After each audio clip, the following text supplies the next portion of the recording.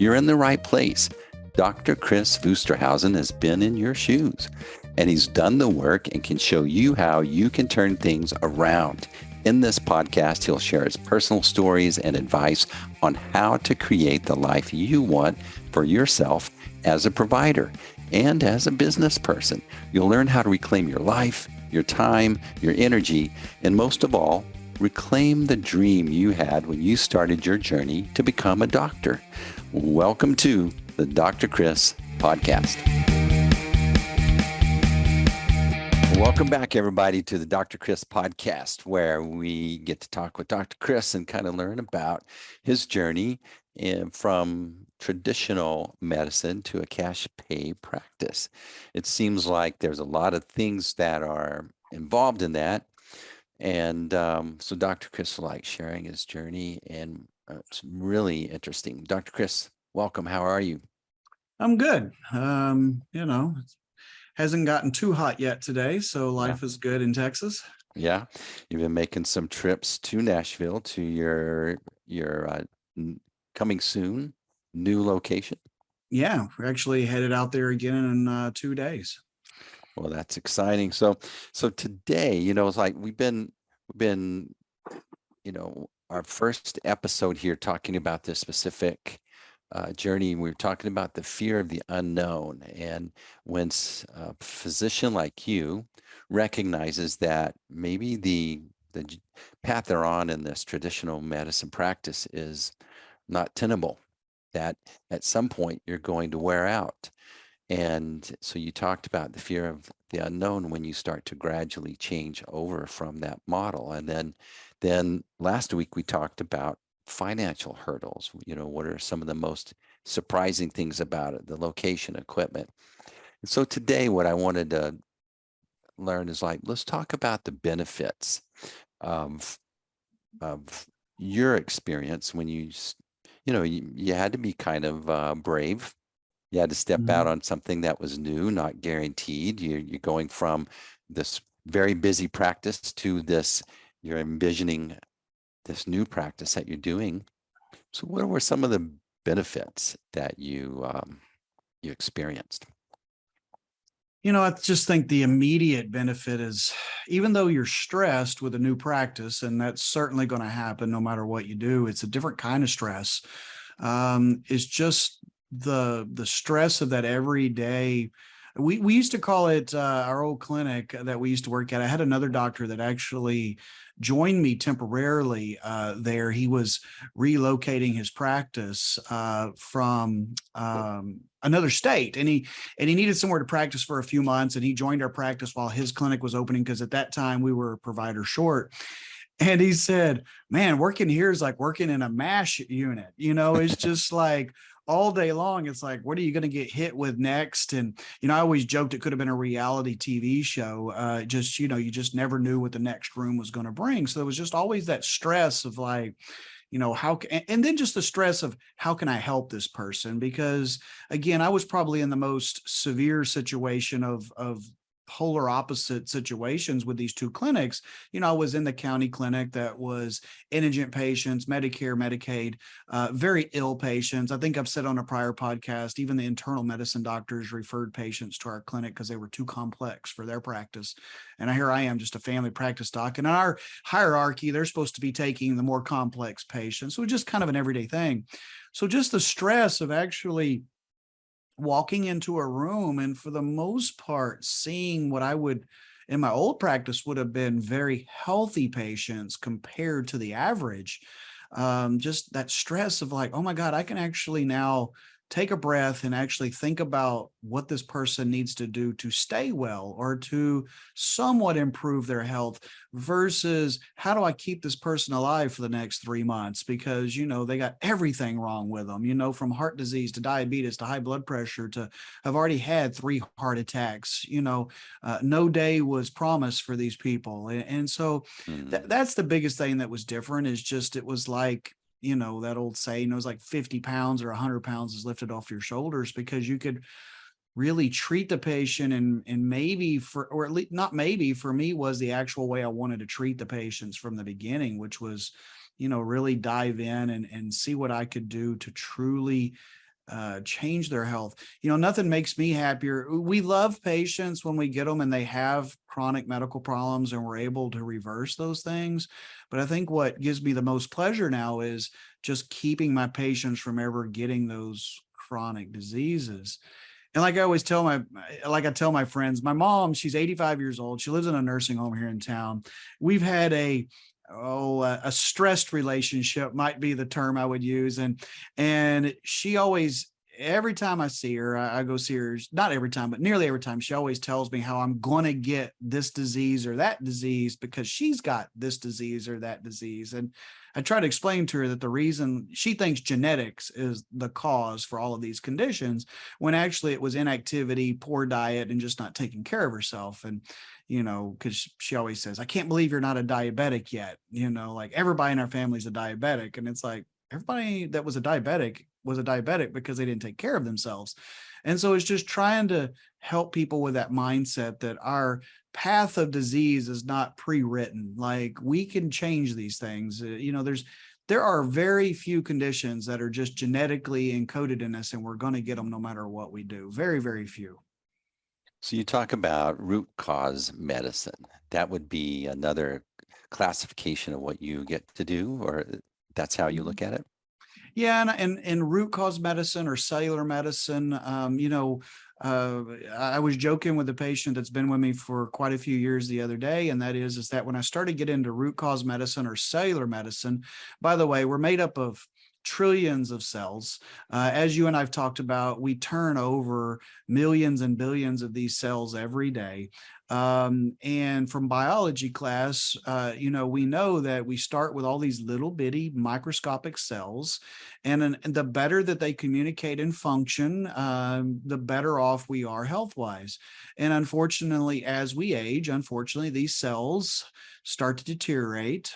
They can become senescence, which is a term that you and I have talked about before, which is a zombie-like state, because our cells are supposed to do their job, do them properly. If they don't do it properly, our body's supposed to repair it, or it's supposed to knock it out, kill it, and be done with it. But unfortunately, as we get older, these senescent cells, which is the state of a cell that's hung out to dry, that should be dead but still alive, so that's why we call them zombie cells, they start hanging out. And as we get more and more of those, that's what leads to more and more chronic disease. And so we can, and many patients, if they're willing, we can start going back and really trying to figure out what is actually causing their true problem, especially if we can start early before they have actually got these diseases. Like that's where the advanced labs comes in. We can see changes early on. We can predict diabetes many years before they have diabetes so that we can make a few. And that's what I really love is you can make very minor alterations, things that patients don't feel are painful, that they don't feel like really negatively affects their life in any way. But then they can see those results in 6 months or 12 months, that we're changing things on labs, objective data that we can show them that it's improving, and that just causes them to buy in. And there's many ways to approach that. But, as I tell my patients, again, going back to that traditional model, I've got 12 to 15 minutes, try getting down to cellular medicine or root cause medicine someone in 12 minutes, in the back of your brain as a provider, knowing I'm already 45 minutes behind today. So really, I hate to say it, like you're in that room, but your brain's already kind of moving on to the next room because you're like, oh my God, the next room, I got to do this. And oh my God, I've got Mr. Smith in 30 minutes and he takes always 30 minutes, and that's just how your day goes when you're in that traditional practice. And we probably will get into it later. Then you're even bound by what the insurance company will even let you do at the end of the day. And then there's just the mindset of the traditional practice. Most of those patients have that traditional practice mindset. They don't want to do anything different either. I mean, I hate to say it, but I always joke, but they're like, kind of like, okay, you said I've got this. What's the script for that? What's the script? And as I've told you before, when I became a doctor in 1998, the first treatment for type 2 diabetes was dietary and nutrition and exercise. That's completely gone now. The Mhm. first treatment for diabetes is multiple medications upon diagnosis. Like, oh, Steve, you're a diabetic. Here's your ACE inhibitor, here's your statin, here's your diabetic medicine. Like, son of a gun, I came in for a lab review and left with 4 prescriptions. Mhm. Well, what if we went back with that patient, and depending on how bad that, well, first of all, if I'm doing my job properly, unless it's a brand new patient to me, I should have seen this coming for years, right? And I should have intervened years ago. And of course, the patient has to be on board with this. Certainly, occasionally we have patients that won't do anything we say. They usually fall off out of the practice fairly quickly. But for the most part, our patients do what we say. I should have caught this way in advance, and I could have done the things that I needed to intervene to never end up in that spot. But even if they come to me and they're diabetics, let's try and, okay, let's do things to treat the diabetes, but let's also do things to try to reverse the diabetes. It's something that's not talked about much in America, is how type 2 diabetes is for the most part a reversible disease. We just give up. We're just like, well, you're diabetic. Forget about that pot belly you have. We're going to leave that alone. We're just going to go ahead and give you these medications to make your A1C, which is your 90-day blood sugar test, on paper look good again. And then if that's the case, we're all happy and we're going to move on, which, by the way, the standards that we set for good control of diabetes is still quite poor.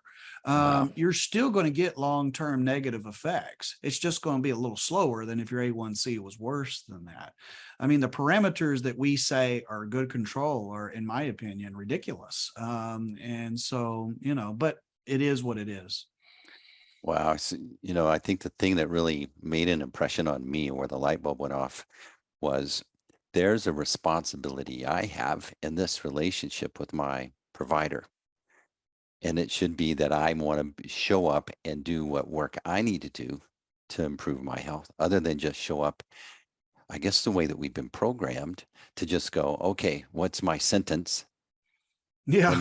And what penance do I have to pay, as far as what Yeah. medication do I need to take? Yeah, and like right before I jumped on this podcast, I had a new potential concierge patient that came in, and we were talking, and what I was and by the way, like, I don't even advertise my concierge practice because we really want to be picky in that program. Hmm. I as much want to pick them as they pick me. Like I may have told you the story. Like, I interviewed a new CPA like a year ago, and I thought I was interviewing her, but she was interviewing me as well. And at the end, I was like, well, I think I want to move forward. And she's like, well, I think I agree. I think I'll accept you too. I was like, oh crap, she was interviewing me too. And, I had no idea. I thought I was interviewing her. But, I think that is how I look at my concierge program. It's basically like the patient's interviewing me, I'm interviewing them. And at the end of it, we may decide we're not a match or we are a match. And what I mean by that is if someone's not willing to take an active role in their health, I don't want them as a patient. No offense meant. I have a plenty to keep me busy. I don't want to waste my time on the patient that doesn't really want our help. That I would rather give that time to someone who wants to do what they need to do, because I can't really help anyone if all they want is a script. If that's your level of involvement in your health, is a script, probably not or probably just not a match. The good news is I think the population percentage is growing, that with the education at all of our fingertips, with all the podcasts and blogs and websites, we won't debate how much is reputable or not, but at least it's got people thinking of what can I do differently. I mean, there's so many great podcasts out there, in my opinion, that actually most of them are non-doctors. Like you and I talk, there's very few doctors Yeah. doing good podcasts out there, Yeah. but there's still some good information that that will bring into me, and allows them to get invested in their own health. And so many of these things are so small, just little small things that we can do. So anyway, that's what I was telling the patient is like, my goal is not to come in and say, okay, Jane Doe, you're going to do A, B, C, D, E, and F and come back in 2 months. It's, here's some different options. Let's talk about what they are. Let's talk about the pros and cons. Let's have a conversation. And then let's let you pick what you think works best for your lifestyle. And as I tell my patients, the only time I balk is if I think it's unsafe or it won't help them at all. So that we can choose together. And this patient actually chose not to do hormone replacement today. She wanted to do some other things. So, okay, let's try this and we'll reassess in 3 months and see where we're at. So, I think there's just, and by the way, I spent an hour and 10 minutes with that patient, new Mm. patient. Again, never would have had that time in my old practice. I mean, nurses would have been banging down the door and, wanting to kill me because they're not going to have lunch that day. So just differences in practices. So I think one part of your story that's really interesting to me that I didn't think about until you told it one day, but there's a aspect of the stress from a traditional practice management that impacts your health personally, Sure. but also the health of your family, meaning the health of the relationships. And Yeah. it comes to this sanity thing almost. Yeah, I mean, very few people can unpack their stress and head home and enter the front door all stress free. At least I wasn't that person. So my day dictated the mood when I walked in the front door or the garage, and then that then had an impact on my small kids because at that time I had small children. My son just turned 18 last week, so they were, again, these were like 4, 5, 6 year olds, two of them walking, into the room, and they're expecting to see dad and they're happy to see dad and they're wanting to play and do things. But your energy level is low. Your mental energy is really low. I mean, if it probably, honestly, if I'd have had my preference, it'd be go home and have a silent house for the first like 2 hours or so. Um, and that's not even taking in my own health into it, and the issues I was having health wise. I'm just talking about mental health. And then it causes marital problems. There's just no way that it can't because you don't feel good mentally. You're just mentally exhausted. I know very few PCPs in the traditional world that are busy, and pretty much all of them are, that say they go home with just, man, full of energy and happy. And I'm sure there's some out there, and God bless them. They probably just haven't done it long enough yet to be burned out, but God bless them if they really do, because we certainly need them. They play a vital role. I'm never going to say that we don't need those docs out there doing that. So when you're not treating the outcome, my take from your story is like you're actually you're doing a better job for your patient, but you're also it's impacting you and your family. Hmm. Because deep down there's this conflict of your Hippocratic oath, right? But Yeah. you're in a situation, the most unhappiest time I ever had in my professional career was when I was in a job where felt I didn't have any autonomy and I wasn't able to make changes that improved the situation. I had to just accept Hmm. boundaries and it made me very unhappy. And it seems like in a traditional medicine world, that environment exists, does it not? Sure. I mean, I had this vision of going to medical school that I was going to help all these people. And looking back, I know I really did help a lot of people, and I'm by no means trying to discount what we did for, when I say we, I mean myself and my other providers and those providers that are still in that exact clinic today. They are helping people. Okay. By no means am I saying that they're not. I'm just saying that at the end of the day, I was lacking that fulfillment that I was looking for when I went to medical school. I didn't feel like I really changed people's lives in the way that I wanted to change them. Certainly, I know I made a huge impact on a lot of those patients' lives in a positive way. And I'm very thankful for those relationships I had. But I get more satisfaction now out of seeing, patients when we really take away a condition, or like simple things like I actually seen today, he's in his 80s and had horrible back pain, and we did a few things with peptides and his back pain has now gone away, and he's back to doing everything that he was doing prior. I mean, those and such simple things, and he's like, how did you do this? And like, for us it's pretty simple, but we look like a hero, when you take a guy in his 80s, you take his back pain away, and he's a car guy, and so now he's able to get back out there and wrench on his cars and do all the stuff that he likes to do. I mean, mean, that's so cool to me. That's why I do this. And again, those relationships that we create. I mean, like I really know this patient.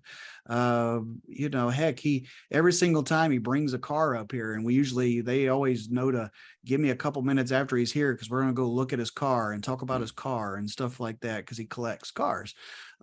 Just things that I never could do in my old practice that I really enjoy with this practice. Wow. I think when the light bulb went off for me is like you described the cellular medicine, and in my head I was envisioning, that The Walking Dead, that series, Hmm. those zombies, that's your cells walking around in your body Hmm. causing trouble, Yeah. right? Havoc. And Yeah, exactly. and so you were helping me understand how my diet, peptides, ketone esters, fasting, how this really impacted the health of the cells, that they could do their job, that they're really brilliant and amazingly designed to do that.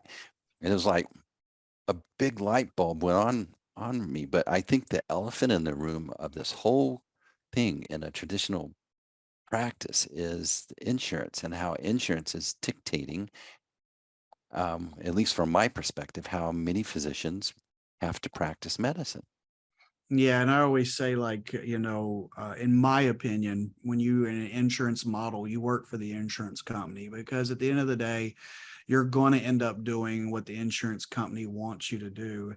And in my humble opinion, again, it's just Dr. Chris's opinion, the insurance company is not really invested in your best outcomes. They're really invested in what do I have to do, but at the same time keep my cost as low as possible. Um, again, I don't remember any health insurances going out of business.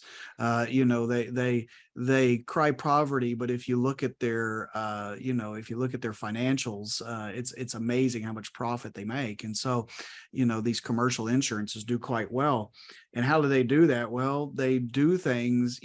I'll never forget, like, a guy one time I saw, and he was actually a friend of mine, and he was carrying some ski equipment, like typical dad, had, like, two kids and the wife, and had all their ski gear loaded on himself going upstairs, and he slipped and fell and had immediate severe back pain down his leg. And he came in, he got through his trip and came in, and he had an obvious herniated disc. And I remember I ordered an MRI of his lumbar spine so we could see how bad it was. And the insurance said that it wouldn't be approved for 60 days until we did like anti-inflammatories and muscle relaxants and all these things. And I was like, this is ridiculous. Like, it's an obvious we need this MRI.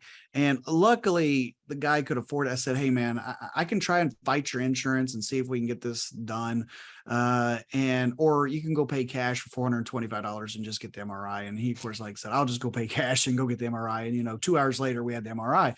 But that's just a little snapshot of like what you do. They're like, no, we're not doing an MRI today, even though as a clinician, you need it. It's needed so that I knew how to properly treat him from that point on. And of course, he did have the bad herniated disc. And, actually, I would treat it differently now than I treated it then. But, I did what I knew. But again, that's just a little mini example of what would happen all day long. And I mean, it's just like, and like I've told you before on these podcasts, you try to put up the valiant fight, but at some point, you're like, I just don't want to fight the insurance anymore. Like, you just kind of give in. It's just like, I don't have the time to be on the phone with all these people or doing prior auths. So, okay, we'll do it your way. We'll just give them these scripts and they can come back in a month and see if it's better, and that's just what you do. I call that stupid taxes.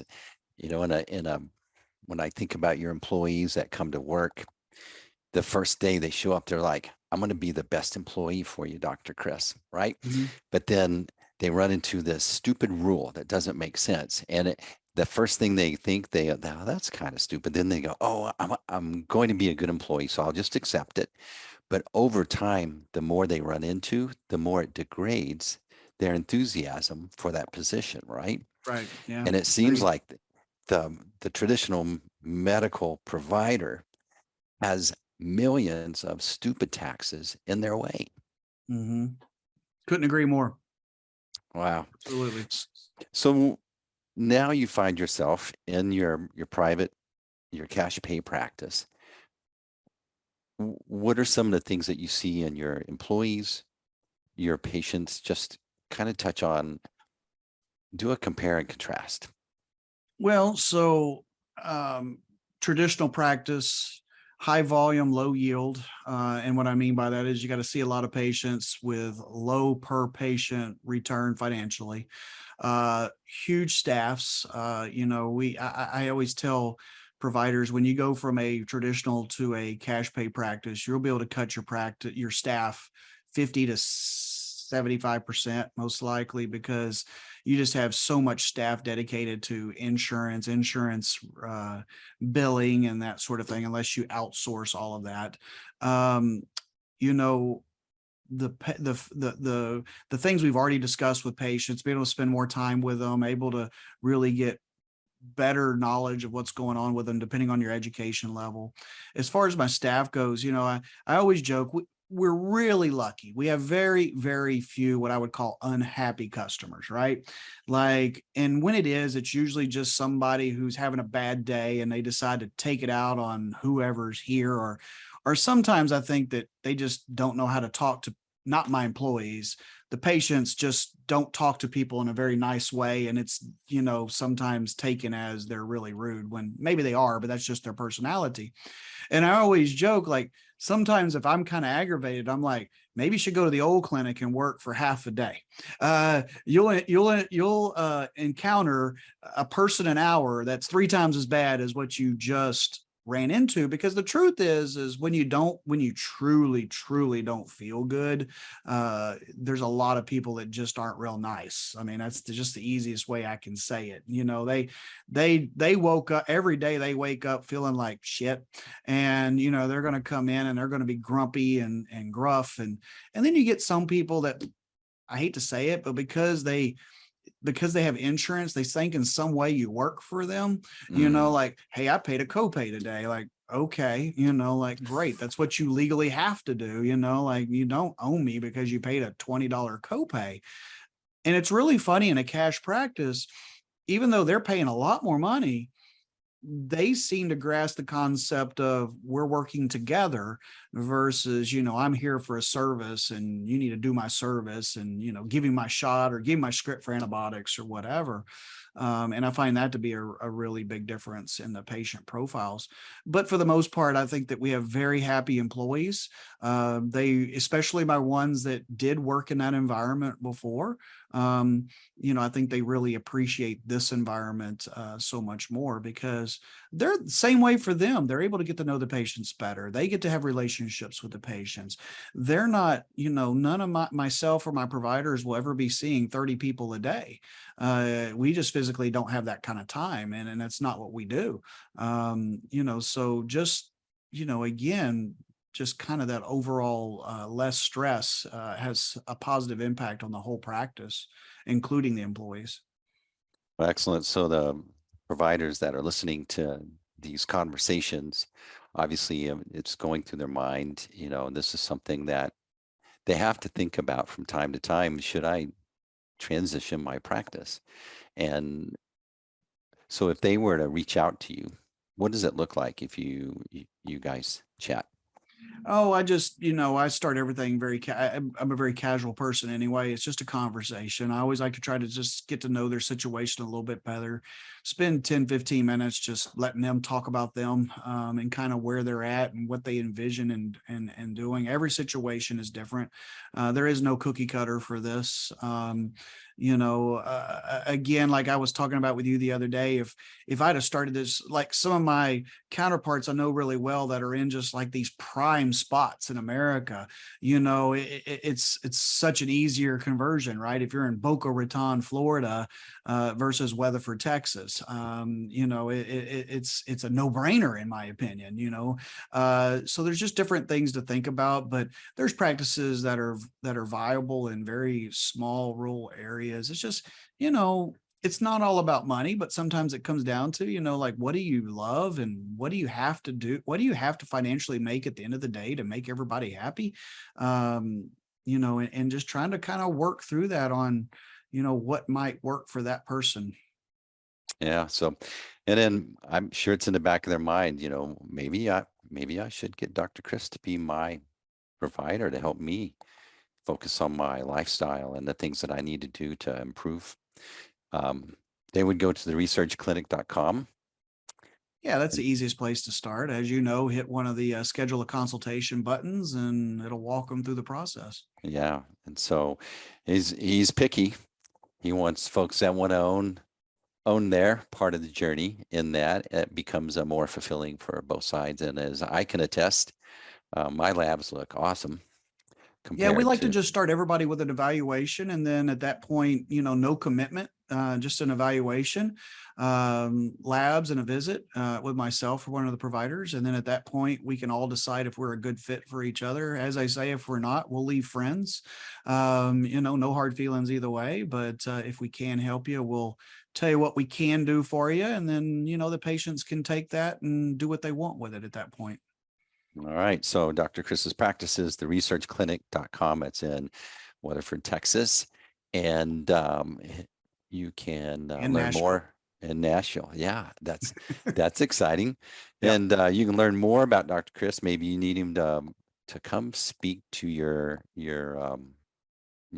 conference or whatever your gathering is. And his website is drkris.life. That's Dr. Kris with a KRIS .life, LIFE. And that's a DR too. That's kind of this doctor word. You got to make sure you get it right. Dr. Kris, excellent conversation. I enjoyed it. Is there any last words? No, I think we hit all the high points. I think it was a good conversation. I just thank you for your time. All right. And that's a wrap.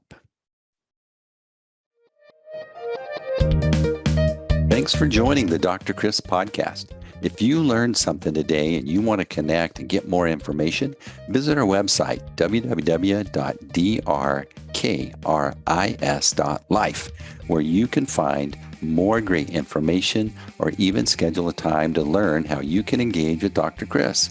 Be sure to follow, like, share, and we'll see you on the next episode of the Dr. Kris podcast.